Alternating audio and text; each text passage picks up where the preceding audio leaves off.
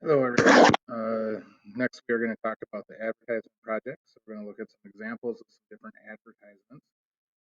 Looking at this one, your assignment is going to be to make an ad that has a billboard ad, a magazine ad, and a poster ad. And we're going to look at some examples of each one of those and some characteristics of it. So in this Twix ad, you'll notice it looks something like a billboard. It's actually kind of got the shape of the billboard too. Billboards do come in all different types of shapes and sizes, though. There is the product that you're advertising. It could be a product or service.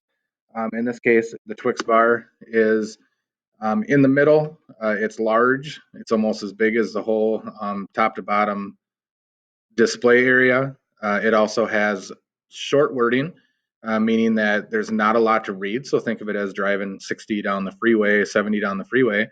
And you want to be able to get your message across to the customers, get them thinking about your product. So in here, Twix came up with a slogan around 10 years ago.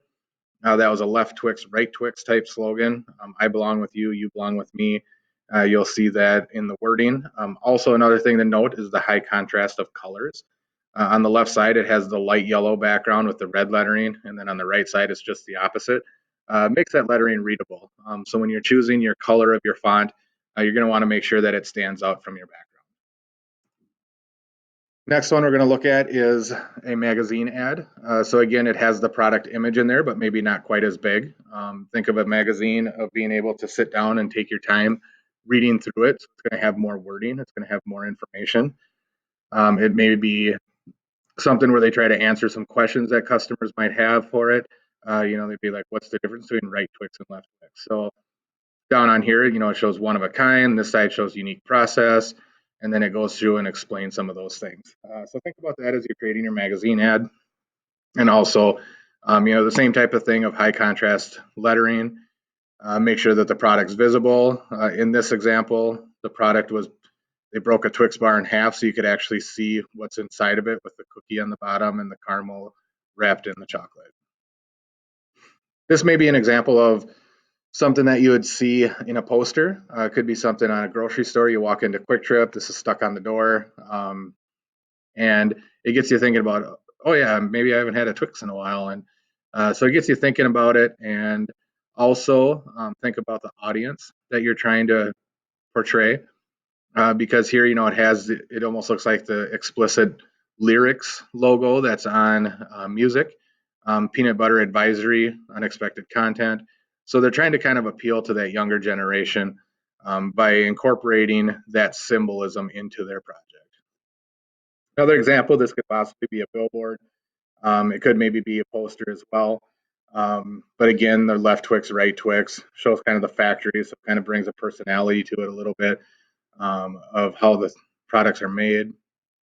This might be something where you'd find maybe in a web advertisement where it's a clip art thing that maybe it's a pop up as you're looking through the web pages. And again, just kind of getting you thinking about it. Cartoons always kind of draw attention to just because of the pop art feel to it.